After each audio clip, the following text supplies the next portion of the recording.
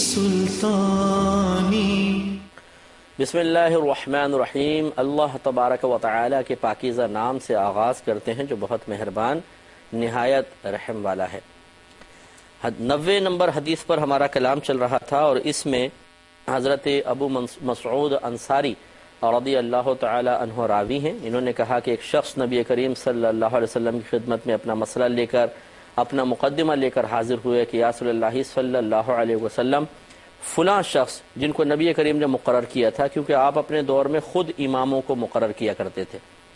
تو انہوں نے آ کے التجا کی کہ یا رسول اللہ صلی اللہ علیہ وسلم جس شخص کو آپ نے ہمارے ہاں امام کے طور پہ مقرر کیا ہے وہ بڑی لمبی لمبی نماز پڑھاتے ہیں جن کی بنا پر میں جماعت میں حاضر ہونے سے قاصر ہوں. تو نبی کریم صلی اللہ علیہ وسلم اس بات کو سن کر انتہائی غضبناک ہوئے اور آپ نے پھر جلال میں اپنا ایک کلام فرمایا کہ آپ نے ارشاد فرمایا کہ اے لوگو تم نمازیوں کو متنفر کرتے ہو، یعنی ان کے قلوب میں نفرت پیدا کرتے ہو، بس جو شخص لوگوں کو نماز پڑھائے وہ تخفیف کے ساتھ یعنی ہلکی نماز پڑھائے، کیونکہ نمازیوں میں بیمار، کمزور اور کسی کام پر جانے والے یعنی ذی حاجت جو ہوتے ہیں، کسی حاجت کی وجہ سے جانے والے بھی ہوتے ہیں، تو ہلکی نماز پڑھاؤ. تو اس سے معلوم ہوا کہ پہلی بات تو یہ کہ نبی کریم صلی اللہ علیہ وسلم کی خدمت میں صحابہ کرام نے آ کے شکایت کی اور نبی کریم صلی اللہ علیہ وسلم نے ان کو منع نہیں فرمایا کہ تم کیوں شکایت کر رہے ہو. یہ بعض مطلب ہوتے ہیں، اب اس کو سوچئے، ذرا غور و تفکر کریں. معلوم یہ ہوا کہ ہمیشہ شکایت کرنا برا نہیں ہے بشرطے کہ مقصد درست ہو. وہ صحابی فیصلہ کروانا چاہتے تھے، ایک مسئلہ معلوم کرنا چاہتے تھے، اپنا عذر بیان کرنا چاہتے تھے، اگرچہ اس میں دوسرے کی شکایت کا پہلو بھی موجود ہے، لیکن نبی کریم صلی اللہ علیہ وسلم نے جب ان کو منع نہیں فرمایا تو یہ آپ کا منع نہ کرنے سے خاموش ہو جانا ان صحابی کے شکایت کے جائز ہونے کی دلیل تھا. یعنی سرکار نے اپنی خاموشی کے ذریعے اس کلام کو یا اس شکایت کو جائز ثابت فرما دیا کہ جائز ہے کہ آپ کہہ سکتے ہیں. اس سے ذرا وہ والدین بھی درس حاصل کریں کہ جب ایک بچہ کو شکایت لے کر آتا ہے بعض اوقات اس کی سنتے ہی نہیں، بولتے خبردار جو تم نے شکایت کی، یہ چغلی ہوتی ہے بیٹا، غیبت ہوتی ہے، بس نہیں کرو شکایت. اب وہ بچہ بیچارہ پٹ رہا ہے، دوسرا بھائی مار رہا ہے، اس کے ساتھ زیادتی کر رہا ہے اور ہم اس کو یہ درس دے رہے ہیں کہ جی آپ شکایت نہ کریں. شکایت نہیں کرے گا تو کیا کرے گا؟ گھٹتا رہے، وہ پستا رہے. اسی طریقے سے ٹیچرز بعض ایسے ہوتے ہیں. ہمارے بھی ایک ٹیچر تھے جب میں میٹرک میں تھا، تو میں کوئی شکایت نہیں کر رہا ہوں، میں بتا رہا ہوں کہ ان کی عادت تھی کہ جب بھی کوئی طالب علم ان کے پاس جا کر یہ کہتا ہے کہ جی فلاں مجھے تنگ کر رہا ہے، تو وہ جو آتا تھا اسی کے کان موڑ دیا کرتے تھے اور کہتے خبردار میرے پاس شکایت لے کر نہ آیا کریں. تو اس میں پھر میں خود جب اس وقت میٹرک میں تھا تو ایک لڑکا میرے ساتھ ہوتا تھا جو بہت زیادہ مجھے تنگ کرتا تھا. وہ کبھی پھونکے مارتا تھا کان میں، کبھی کچھ اور مستی کرتا تھا، تو بہت شدید قسم کی کوفت ہوتی تھی. اور پھر میں چونکہ کمزور بھی تھا، اس سے مقابلہ نہیں کر سکتا تھا، وہ بڑی عمر کا تھا، طاقتور بھی تھا، تو میں بعض اوقات اپنی بے بسی پر رو پڑتا تھا. تو اور اب وہ ٹیچر سے کیا جا کر کہوں، مجھے پتہ تھا میں جاؤں گا میرے کان موڑ دیں گے. تو یہ بھی ٹیچرز کو ذرا غور و تفکر کرنا چاہیے کہ آپ اپنے بنا کے کچھ اصول اپنے وضع کر لیتے ہیں اور یہ سمجھتے ہیں کہ ہم اپنے بنائے ہوئے اصولوں میں بالکل 100% پرفیکٹ ہیں. سامنے چاہے کسی پہ ظلم ہو رہا ہو، زیادتی ہو رہی ہو، بہتر یہ ہے کہ اپنے خود وضع کردہ اصولوں پر اپنے اعمال کی بنیاد رکھنے کے بجائے اللہ تبارک و تعالیٰ اور اس کے رسول کریم صلی اللہ علیہ وسلم کے قائم کردہ معیار کو بنیاد بنائیں. پہلے آپ علم حاصل کریں. ہمارے استادوں کو تو ٹیچرز کو تو ویسے ہی سیکھنا چاہیے، لیکن اکثر بہرحال اسکول، کالجز، یونیورسٹیز کے ٹیچرز خود علم دین سے بہت ہی کم شغف رکھتے ہیں، تو کیا وہ بیچارے شرعی لحاظ سے رہنمائی کریں گے؟ کوئی سن رہے ہوں تو برا نہ مانیے، کوئی خدا نخواستہ آپ کے کوئی توہین یا تحقیر کرنا مقصود نہیں ہے، لیکن بہرحال ایک حقیقت کا بیان ہے. کیونکہ میرے خود ہم لوگ اس فیلڈ میں عرصہ دراز سے کام کر رہے ہیں اور ہزارہا لوگوں سے ہمارے رابطے رہتے ہیں. تو بہرحال دنیاوی تعلیم حاصل کر کے تھوڑا بہت اسلامیات کے چند چیپٹر پڑھ کے علم حاصل کر لینا اور واقعی باقاعدہ ذہن بنا کر علم دین کی گہرائیوں کو حاصل کرنا، اس میں زمین آسمان کا فرق ہے. اور میں تو اکثر یہ بھی عرض کرتا ہوں کہ جو PhD کر لیتے ہیں کسی خاص موضوع پر اور اس کے بعد وہ یہ سمجھتے ہیں کہ اب علماء اور مفتیان کرام کو ہم چیلنج کر سکتے ہیں، میں بہت ہی معذرت کے ساتھ عرض کرتا ہوں کہ یہ آپ کبھی کوشش بھی مت کیجیے گا، کیونکہ بعض اوقات تو PhD خالی ایک شخصیت پر ہوتی ہے. آپ کسی ایک شخصیت سے متعلق مختلف کتابوں کا مطالعہ کر کے مواد جمع کرتے ہیں، آپ کو PhD کی ڈگری مل جاتی ہے. اب آپ خود بتائیے کہ ایک شخصیت کے اوپر اسٹڈی کر کے اس کے متعلق ان سے متعلقہ مواد جمع کر کے آپ نے ایک تھیسس لکھ لیے، ایک مقالہ آپ نے لکھ لیا اور اس پہ آپ کو بالفرض پی ایچ ڈی کی ڈگری مل گئی ہے، تو اس سے کیا قرآن بھی آ گیا، حدیث بھی آ گئی، علم فقہ بھی آ گیا، اصول فقہ بھی آ گیا، حدیث بھی آ گئی، اصول حدیث بھی آ گیا، تفسیر بھی آ گئی، اصول تفسیر بھی آ گیا؟ کیسے ہو سکتا ہے؟ تو اس لیے بہت معذرت کے ساتھ ہم جو علم پڑھتے ہیں اپنے اکیڈمیز میں پڑھاتے ہیں، دارالعلوموں میں پڑھائے جاتے ہیں، علم دین کے اعتبار سے میں اس کا بالکل اعتراف کروں گا کہ اس میں کچھ کمی اب بھی ہے، اس میں اور اچھا اضافہ ہونا چاہیے، اس کا کوئی انکار نہیں کر سکتا، لیکن جتنا آج کل بھی پڑھایا جاتا ہے، 12-14 علوم پڑھائے جاتے ہیں، اس کو پڑھنے کے بعد ان کا مقابلہ کرنا بشرطے کہ صحیح طریقے سے پڑھاؤ۔ اگر ایک طالب علم سطحی قسم کی کتابیں پڑھتا ہے اور وہ دلچسپی خود ذاتی طور پہ نہیں لیتا ہے اور وہ کمزور رہ جاتا ہے تو اس کا اپنا فیل ہے، ورنہ جو حقیقتاً سلیبس ہے، جو طالب علم صحیح طریقے سے اس کو پڑھتا ہے، اس کی علمی قابلیت بہت زیادہ ہوتی ہے اور عام دنیاوی تعلیم حاصل کرنے والا اس کا مقابلہ نہیں کر سکتا ہے۔ تو کوئی برا نہ مانے، میں ایک حقیقت کا بیان آپ کی خدمت میں عرض کر رہا ہوں۔ تو خلاصہ کلام یہ ہے کہ بعض اوقات بچے شکایت لے کر آتے ہیں، ہاں اگر آپ یہ محسوس کرتے ہیں کہ واقعی یہ کسی کو پٹوانا ہی چاہتا ہے، بس ہوتے ہیں مبالغہ کر کے اور بہت زیادہ بڑھا چڑھا کے پیش کرتے ہیں، اس میں تھوڑی بہت تنبیہ کر دی جائے ایک الگ بات ہے، لیکن پھر بھی فریق ثانی کو بلا کر کم از کم معلوم تو کریں کہ کس کی زیادتی ہے، لیکن اگر اس کو روکے نہیں، اس کی کم از کم بات سنیں۔ اگر آپ بار بار اس کو روک دیں گے تو ہو سکتا ہے کہ پھر وہ اندر ہی گھٹتا رہے اور جلتا رہے۔ جس طریقے سے اگر بچی اپنے سسرال کے واقعات لے کر آتی ہے تو والدہ بڑی غور سے سنتی ہے، ہاں بیٹا بتاؤ تمہاری ساس نے کیا کہا تھا، تمہاری نندوں نے کیا کہا تھا، تمہارے شوہر نے کیا کہا تھا، اور اس کی شکایت پہ فوراً عملی قدم بھی اٹھایا جاتا ہے۔ حالانکہ وہ ایک ایسا مقام ہے کہ اگر بچی کی شکایت پہ آپ جا کے سسرالیوں کی گرفت کریں گے تو آگے خود بچی کے لیے معاملات خراب ہوں گے۔ سسرالی کہیں گے کہ تم جا کے شکایتیں کرتی ہو اپنے گھر کے اندر، پھر وہ محبت قائم نہیں رہے گی، جو ایک پیار محبت کی فضا ہوتی ہے اسے حکیمانہ انداز سے حل کرنا چاہیے۔ اس میں ہم انتہائی بے باک ہو جاتے ہیں، ہم بچی کو روک لیتے ہیں بسا اوقات، یا حوصلہ افزائی کرتے ہیں کہ تم بھی دو بدو جواب دو، نقصان ہوتا ہے، اور دیگر معاملات کے اندر دوسری روش اختیار کر لیتے ہیں۔ تو بہرحال سمجھداری کا مظاہرہ کرنا چاہیے۔ اس حدیث سے ثابت ہو گیا کہ اپنا مقدمہ لے کر کسی کے سامنے جانا، عالم، مفتی صاحب یا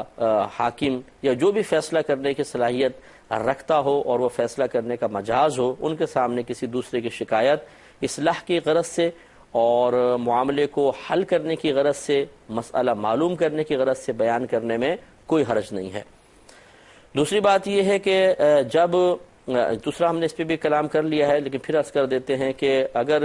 کوئی شخص بہت لمبی نماز پڑھاتا ہے جس سے ہمارے کاروبار میں حرج ہوتا ہے یا ہماری جاب کے اوپر مسائل پیدا ہوتے ہیں یا ہم کمزور ہیں اور اتنا لمبا نہیں کھڑے ہو سکتے ہیں، دیگر بہت سارے کام بھی ہوتے ہیں، بعض والدین ایسے ہوتے ہیں جو تھوڑی دیر کے لیے بچوں کو اجازت دیتے ہیں، اگر وہ زیادہ ٹائم مسجد میں گزاریں تو ماں باپ پھر روک لیتے ہیں اور سختیاں کرتے ہیں۔ تو یہ بھی ایسا کوئی بیچارہ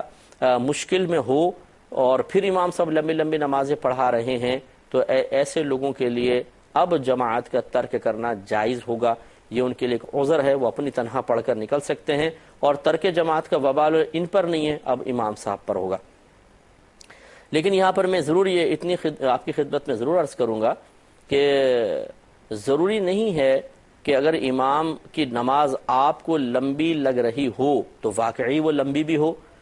یعنی بعض اوقات ایسا ہوتا ہے کہ جو نمازی نہیں ہوتے ہیں ان کو تو تھوڑا سا بھی طویل ہو جائے گا تو بہت لمبا محسوس ہوتا ہے، تو ایسے شخص کی کوفت کا اعتبار نہیں ہوگا، یہ ان لوگوں کی کوفت کا اعتبار ہے، ان کی طبیعت کے ملال کو ملحوظ رکھا گیا ہے جو ریگولر نمازی ہیں، کیونکہ وہ آتے ہیں جماعت میں شریک ہوتے ہیں، ان کی طبیعتیں ان کے تابع ہوتی ہیں، وہ اپنی کیفیات کو مغلوب کر کے اللہ تعالیٰ کی بارگاہ میں حاضر ہوتے ہیں۔ لیکن اب اگر امام بہت لمبی نماز پڑھاتا ہے تو یہ ریگولر نمازی بھی اگر پریشان ہو رہے ہیں تو اس کا مطلب یہ ہوا کہ عام روٹین سے بہت ہٹ کر لمبی نماز پڑھائی جا رہی ہے، تو ان کی طبیعتوں کو یقیناً اعتبار ہوگا۔ ایسا نہیں ہے کہ کوئی شخص نمازی بالکل بھی نہیں ہے، آپ نے اس سے کہا آپ بھی نماز پڑھتے ہیں، وہ چلا گیا اور امام صاحب بالکل ویسی نماز پڑھا رہے ہیں جیسے ایک نارمل ہوتی ہے اور تمام نمازی مطمئن بھی ہیں، لیکن یہ باہر نکل کے کہتا ہے بھائی بہت لمبی نماز پڑھاتے ہیں امام صاحب، میں تو اب گھر پہ پڑھوں گا اور میرے لیے ترک جماعت کے لیے عذر ہے۔ ایسا نہیں ہے، اس لیے تھوڑا سا اس بات پر بھی توجہ کی جائے۔ اس سے مزید یہ معلوم ہوا کہ اگر متبعین میں سے کوئی غلط کام کر رہا ہو تو حاکم یا عالم یا مفتی یا پیر صاحب یا والدین وغیرہ، انہیں چاہیے کہ وہ اظہار غضب کریں۔ اگر واقعی کوئی ایسا کام کر رہے ہیں کہ جس سے لوگ دین سے متنفر ہوں گے، دین سے باغی ہو جائیں گے، گناہ کی طرف مائل ہو جائیں گے، یا فی نفسی وہ خود گناہ کر رہا ہو، تو اس پر اظہار غضب کرنا گویا کہ نبی کریم صلی اللہ علیہ وسلم کی سنت کریمہ ہے۔ تو اس سے ہم سب کو ہی درس حاصل کرنا چاہیے۔ ہم بعض اوقات اپنے گھروں میں اس لیے اظہار غضب نہیں کر رہے ہوتے کہ وہ ہمارے اپنے ہوتے ہیں، اور چاہے وہ ہماری نگاہوں کے سامنے گناہ کر رہے ہوں، خطائیں کر رہے ہوں، لیکن جب ہم باہر نکلتے ہیں اسی لیول کا، اسی درجے کا، یا یہی گناہ اگر کوئی باہر کر رہا ہوتا ہے، ہماری کیفیت کچھ اور ہوتی ہے، وہ غضبناک بھی ہوتے ہیں، اسے ڈانٹتے بھی ہیں، جھڑکتے بھی ہیں، سب کے سامنے ذلیل کرنے میں بھی بعض اوقات عار محسوس نہیں کرتے ہیں۔ تو یہ دوہرا معیار کیوں ہے؟ اگر باہر آپ ایک شخص کو ڈانٹ رہے ہیں، وہی کام تو آپ کے بڑے بھائی بھی گھر پہ کر رہے تھے، وہ آپ کے والد بھی ہو سکتا ہے کر رہے ہوں، ہو سکتا ہے آپ کی والدہ بھی کر رہی ہوں، تو پھر آپ دوسروں کو تو ڈانٹ رہے ہیں، اور گھر کے اندر کم از کم اتنا بھی نہیں کہ دل میں اس کو برا جانے، تو یہ مناسب نہیں ہے۔ تو اکثر یہ دیکھا ہے کہ تبلیغ دین سے وابستہ حضرات باہر بہت زیادہ پرجوش نظر آتے ہیں، چھوٹی چھوٹی باتوں کو بھی معاف کرتے ہوئے نظر نہیں آتے ہیں، چھوٹی چھوٹی بات پہ گرفت کریں گے، جس پہ نہیں بھی کرنی ہوگی اس پہ بھی کر لیں گے، یعنی مستحبات پہ کوئی عمل نہیں کر رہا تو اس پر بھی کر کے اس سے اظہار ناراضگی کر دیں گے۔ اور گھر میں بعض اوقات ہمارے گھر والے نگاہوں کے سامنے گناہ کبیرہ کر رہے ہوتے ہیں، لیکن ذرہ برابر دل میں ملال تک پیدا نہیں ہوتا، بس نگاہ ڈالتے ہیں اور نکل جاتے ہیں۔ کم از کم اگر گھر میں کوئی شخص کوشش کر چکا اور ناکام ہو گیا تو اتنا تو ضرور ہونا چاہیے کہ ان کے ان افعال کو دل میں برا جانے، دل میں کراہت پیدا ہونی چاہیے، خود بخود پیدا ہونی چاہیے، اور اللہ تعالیٰ کی بارگاہ میں فوراً ہدایت کے لیے دعا کرنی چاہیے کہ اللہ تعالیٰ ان کو ہدایت عطا فرما۔ تو اسی طریقے سے بہت سارے ہمارے مشائخ ایسے ہیں جو اپنے مریدین کی خطاؤں کو صرف اس لیے نظر انداز کر دیتے ہیں، اس پہ ان کی گرفت نہیں کرتے ہیں کہ کہیں یہ مرید ناراض ہو کے بھاگ نہ جائے۔ اور ایسے مرید بعض اوقات بہت کام کے ہوتے ہیں کہ مطلب وہ نذرانہ بھی پیش کر رہے ہوتے ہیں، اظہار عقیدت بھی بہت زیادہ کرتے ہیں، دوسروں کو آستانے تک لانے کا سبب بھی بن رہے ہوتے ہیں۔ اس قسم کے پھر مریدین کے نخرے اٹھائے جاتے ہیں اور ان کی خطاؤں کو نظر انداز کر دیا جاتا ہے۔ دوسروں کو تلقین ہو سکتی ہے لیکن اس کو نہیں کریں گے، وہ چاہے کیسا بھی رہے، بے عمل رہے، اور اس کو بلکہ اس کو مقام قرب حاصل ہوتا ہے۔ بسا اوقات دوسرے حیران رہ جاتے ہیں کہ جی ہمارے چہرے پہ داڑھی بھی ہے، 5 وقت کے نمازی بھی ہیں، گناہوں سے بچنے کی کوشش بھی کرتے ہیں، اور یہ شخص تو بہت سارے اعلانیہ گناہ کر رہا ہے لیکن یہ بڑا قریب بیٹھا ہوا ہے، اس کو مقام قرب حاصل ہے، ہمیں نہیں۔ تو ان چیزوں پہ بھی ذرا توجہ کرنے کی ضرورت ہوتی ہے۔ ہمارے نبی کریم صلی اللہ علیہ وسلم نے کبھی کسی کی رعایت نہیں فرمائی کہ کوئی فاسق و فاجر کو اعلیٰ مقام پہ بٹھا دیا اور باقی صحابہ کو پیچھے بٹھایا کسی خاص وجہ کی بنا پر، نہیں۔ سرکار صلی اللہ علیہ وسلم کے قریب متقی پرہیزگار لوگ ہوا کرتے تھے، حتیٰ کہ اور جب آپ نماز پڑھاتے تو آپ فرمایا کرتے تھے کہ سب سے زیادہ صاحب علم لوگ میرے قریب کھڑے ہوں، پھر اس کے بعد جو ان سے کم ہے، جو ان سے کم ہے، آپ اس طرح کھڑا کرواتے تھے۔ پہلی صف میں مجتہد صحابہ ہوتے تھے، اس کے بعد پھر کم علم والے، پھر اس سے کم، پھر اس سے کم، پھر آگے اور ویسے عام صحابہ ہوا کرتے تھے۔ تو خلاصہ کلام یہ ہے کہ بہرحال دیکھیں 2 جہتیں ہیں، ایک جیسے مشائخ اعظام کی خدمت میں دائرہ ادب میں رہ کے میں نے گزارش کی کہ اظہار ناراضگی ہونا چاہیے، اس طرح ریگولر نظر انداز کرنا یہ مرید کے لیے حوصلہ افزائی کا سبب بنے گا، تو یہ ان کی خدمت میں گزارش ہے، ان کا کام ہے۔ اب یہ نہیں کہ ان بات کو سن کر ہم کسی کے بارے میں بدگمانی شروع کر دیں، کیونکہ یہ ہو سکتا ہے کہ ایک پیر صاحب ہیں، کوئی عالم ہیں، کوئی مفتی ہیں، وہ کسی کی خطا کو دیکھ کر وہ دل میں برا جان رہے ہیں لیکن کسی حکمت کی وجہ سے وہ نہیں فرما رہے۔ حکمت اختیار کرنے میں کوئی حرج نہیں ہے، یہ ہوتا ہے۔ یوں بھی ہوتا ہے کہ بعض اوقات جیسے اب اسلام کا بھی دیکھ لیں اسلوب ایسا ہی تھا کہ ایک دم تو سارے احکام نازل نہیں فرمائے، بتدریج آہستہ آہستہ آہستہ آہستہ احکام نازل ہوئے، حتیٰ کہ الخبائث یعنی تمام خبیث چیزوں کی ماں شراب، اس کو فوراً تو منع نہیں کیا گیا۔ 13 سالہ مکی زندگی میں تو شراب کی حرمت کا حکم نہیں آیا، مدینہ شریف میں آیا شراب کی حرمت کا حکم۔ اس کا مطلب ہے کہ 13 سال تک اسلام مکے میں 13 سال تک پروان چڑھتا رہا، پھر آخری 10 سال جو تھے نبی کریم صلی اللہ علیہ وسلم کی حیات طیبہ کے اعتبار سے وہ مدینہ منورہ میں آپ نے گزارے، اور اس میں بھی فوراً آتے ہی حکم نازل نہیں ہوا، کچھ بعد ہوا، حتیٰ کہ صحابہ کرام فرماتے ہیں کہ جب شراب کی حرمت کا حکم نازل ہو گیا تو مدینے کی گلیوں میں اس طرح شراب بہہ رہی تھی جیسے پانی بہتا ہے، یعنی جو استعمال کرتے تھے انہوں نے مٹکے اٹھا کے پھینک دیے، ڈول اٹھا کے پھینک دیے، اور مدینے کی گلیوں میں شراب یوں بہنے لگی جیسے پانی بہ رہا ہو۔ تو اب اسلام نے بھی بتدریج آہستہ آہستہ چیزوں کو منع کیا ہے۔ تو اسی طریقے سے اگر کوئی پیر صاحب ہیں اور وہ یہ چاہتے ہیں کہ چلیں یہ مرید بے عمل ہے لیکن تھوڑا قریب آئے، اور پھر آہستہ آہستہ اس کو پیار محبت سے ہم تلقین کر کے کرتے رہیں گے اور پھر اس کو عمل کی طرف مائل کر لیں گے، تو اس وقت اگر وہ اس کو نظر انداز کر رہے ہیں اس کی بعض چیزوں کو، تو یہ بالکل حکمت کے تحت ہے۔ تو اس لیے خلاصے کلام یہ ہے کہ اگر بالفرض میں ایک پیر ہوں، مجھے خود اپنا محاسبہ کرنا چاہیے کہ میرا اپنے مریدوں کے ساتھ رویہ کیسا ہے، اور اگر میں پیر نہیں ہوں، میں کسی کا مرید ہوں، تو مجھے پیر کے بارے میں بدگمانی نہیں کرنی چاہیے، حسن ظن قائم کرنے کی کوشش کرنی چاہیے۔ تو اگر یہ دونوں چیزیں ہم لے کر چلیں گے تو اعتدال قائم رہے گا۔ جس پہ ذمہ داری ہے وہ اپنی ذمہ داری کو خود محسوس کرے، لیکن جس پہ ذمہ داری نہیں ہے وہ ذمہ داری گرفت کرنے کی کوشش نہ کرے۔ مرید کو چاہیے کہ اپنے پیر صاحب کا ادب کرے، احترام کرے، اور ان کے اکثر معمولات کو کسی حکمت پر محمول کرے، چاہے سمجھ میں نہ آ رہے ہوں۔ تو اس لیے میں یہ نہیں کہہ رہا ہوں خدا نخواستہ کہ یہ ترغیب دینا مقصود نہیں ہے کہ مریدین اب اپنے پیر حضرات کو چیک کرنا شروع کر دیں کہ ان کی صحبت میں کون بیٹھتا ہے، قریب کون بیٹھتا ہے، اور اس طرح کے کوئی فاسق فاجر قریب بیٹھے ہو تو بولے یار مفتی صاحب نے تو کہا تھا کہ پیر صاحب ایسے فاسق و فاجروں کو قریب کر لیتے ہیں، تو اس کا مطلب یہ ہوا کہ پیر صاحب صحیح نہیں ہیں اور ان کی بیعت بھی صحیح نہیں ہے، کہ کیونکہ یہ ایسے لوگوں کو ٹائم دے رہے ہیں، ان کو زیادہ عزت دے رہے ہیں۔ تو یہ دونوں طرف سے میں نے آپ کو سمجھا دیا کہ مرید کو یہ حق حاصل نہیں ہے کہ وہ اپنے پیر صاحب کی گرفت کرنے کی کوشش کرے، اسے حکمت پر معمول کرنا چاہیے۔ ہاں اگر کوئی پیر صاحب اعلانیہ طور پہ گناہ کر رہے ہیں وہ ایک الگ بات ہے کہ اس میں پھر دوسرا معاملہ ہوتا ہے، لیکن یہ کوئی اعلانیہ گناہ کی صورت نہیں ہے کہ اگر کسی بے عمل شخص کو پیر صاحب اپنے قریب جگہ دیتے ہیں تو یہ ہو سکتا ہے کہ اس لیے جگہ دے رہے ہوں تاکہ ان کی صحبت میں رہ کے وہ باعمل بنے۔ تو یہ اب اپنے اپنے طور پہ خود ہی سوچنا چاہیے، مرید گرفت نہ کرے، پیر حضرات جو ہیں وہ خود اپنے بارے میں غور و تفکر کریں۔ ایسے ٹیچرز ہیں، عالم ہیں، مفتی ہیں، ماں باپ ہیں، ان سب کو اپنے اپنے طور پر غور و تفکر کرنا چاہیے۔ مزید اس سے بات پتہ چلی کہ ایسا کوئی بھی کام کرنا جس سے لوگوں کی طبیعتیں دین سے متنفر ہوں، ان میں کراہت پیدا ہو، نفرت پیدا ہو، وہ کرنا سخت مکروہ ہے۔ نبی کریم صلی اللہ علیہ وسلم نے شدت کے ساتھ اس کو ناپسند فرمایا۔